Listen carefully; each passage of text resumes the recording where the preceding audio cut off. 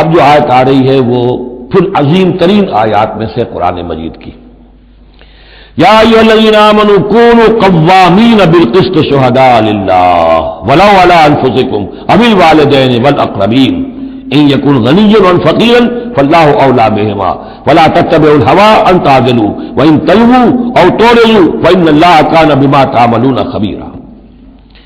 اے اہل ایمان، کھڑے ہو جاؤ عدل کو قائم کرنے کے لیے پوری قوت کے ساتھ۔ سورہ آل عمران میں ہم نے کیا پڑھا تھا؟ اللہ قائم بالقسط ہے، شاہد اللہ انہ لا الہ الا هو والملائکۃ واولو العلم قائما بالقسط۔ جب اللہ عدل قائم کرنا چاہتا ہے تو اللہ کے اس دنیا میں کارندے کون ہیں؟ اہل ایمان، سپاہی ہیں، اللہ کے سپاہی۔ لہذا عدل قائم کرے گا اللہ دنیا میں اہل ایمان کے ذریعے۔ اللہ دین کا غلبہ چاہتا ہے لیکن اہل ایمان کو جانیں دینی ہوگی، کوششیں کرنی ہوگی، اصرار کرنا ہوگا، قربانیاں دینی ہوگی، تب دین غالب ہوگا۔ لیکن یہ اندازہ کیجئے کہ کس قدر اہمیت ہے عدل و قسط، یہ جو سوشل جسٹس کا معاملہ ہے، جتنا زور اسلام نے دیا ہے بدقسمتی سے آج کا ہمارا مذہبی طبقہ اتنا ہی اس سے بے بہرا، سرے سے انہیں پتہ ہی نہیں کہ سوشل جسٹس کی بھی کوئی اہمیت اسلام میں ہے۔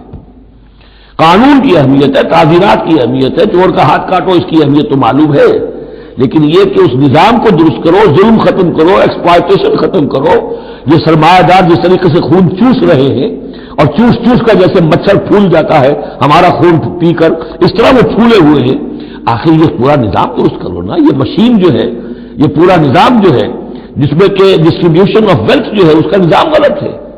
ایک ایسی چکی ہے کہ آٹا پیس کر ایک طرف ڈالتی ہے دوسری طرف ڈالتی نہیں، ایک طرف بھوک ہے، کاد الفقر یکون کفرا، یہ فقر جو ہے یہ تو کفر تک انسان کو پہنچا دیتا ہے۔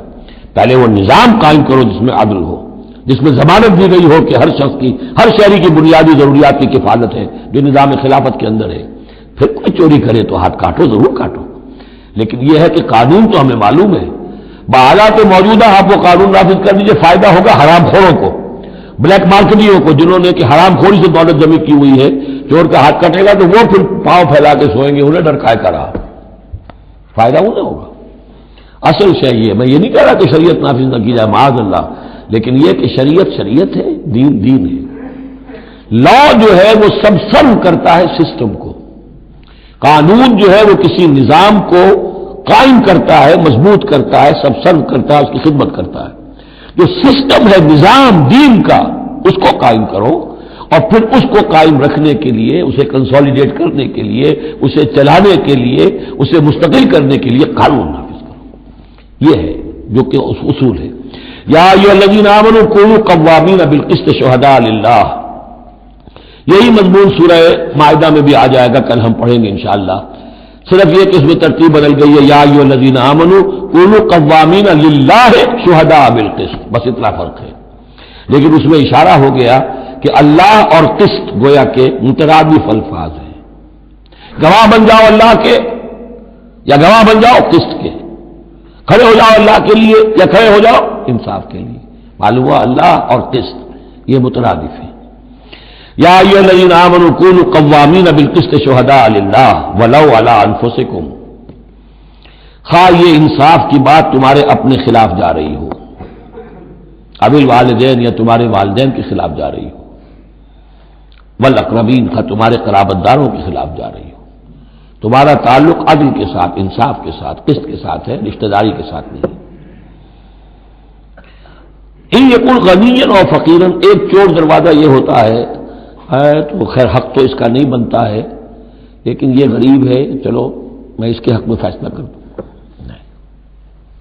ان یکن غنیا اور فقیرا فاللہ اولی بہما، چاہے وہ شخص غنی ہے یا فقیر ہے، دونوں کا پشت پناہ اللہ ہے، دونوں کا کفیل اللہ ہے، تم نہیں ہو کفیل۔ تمہیں فیصلہ کرنا ہے جو صحیح ہے، جو عدل پر ہے، جو انصاف پر ہے، وہ فیصلہ کرنا ہے، کسی کی جانبداری نہیں۔ وہ جانبداری نہ باپ کی کرنی ہے، نہ ماں کی کرنی ہے، نہ بھائی کی کرنی ہے، نہ خود اپنی کرنی ہے۔ یا ایھا الذین آمنوا کونوا قوامین بالقسط شہداء للہ، اللہ کے گواہ بن کر کھڑے ہو جاؤ اللہ کے حق میں۔ دیکھیے شہادت اعلیٰ، لوگوں پر گواہی، اور شہادت للہ، اللہ کے لیے گواہی۔ Jehovah's Witnesses اللہ کے گواہ، یہ تو ہمیں ہونا چاہیے، اللہ کے گواہ بن کر کھڑے ہو جائے، ہر حق بات جو اللہ کی طرف سے اس کے علم بردار ہوں، اور اس حق کو قائم کرنے کے لیے تن من دھن لگانے کے لیے اپنے آپ کی کمر کس لیں۔ وَلَوْ عَلَىٰ أَنفُسِكُمْ وَبِالْوَالِدَيْنِ وَالْأَقْرَبِينَ إِنْ يَكُنْ غَنِيًّا أَوْ فَقِيرًا فَاللَّهُ أَوْلَىٰ بِهِمَا، ان کا خیر خواہ اللہ ہے۔ فَلَا تَتَّبِعُوا الْهَوَىٰ، تو دیکھو خواہشات کی پیروی نہ کرو، أَن تَعْدِلُوا، مبادہ تم عدل سے ہٹ جاؤ کہ تم عدل نہ کرو، خواہشات کی پیروی کر کے عدل سے برگشتہ ہو جاؤ۔ وَإِن تَلْوُوا أَوْ تُعْرِضُوا، اگر تم زبانوں کو ادھر ادھر مروڑے ہوئے، بات جس کو آپ کہتے ہیں کہ اپنے الفاظ جو ہیں ان کو انسان جو ہے چوئنگ یور ورڈز، تو اس طریقے سے کہ بات کہنا بھی چاہتے ہیں کہہ بھی نہیں پا رہے ہیں، حق بات جو ہے زبان سے نکالنا نہیں چاہتے، غلط بات نکل نہیں رہی ہے۔ ان تلووا اور تعرضوا، یا تم اعراض کرو گے، بچ جاؤ گے، منہ موڑ لو گے، فإن اللہ کان بما تعملون خبیرا، تو اللہ تعالیٰ جو کچھ تم کر رہے ہیں اس سے پوری طرح باخبر ہے، اللہ بے خبر نہیں ہے۔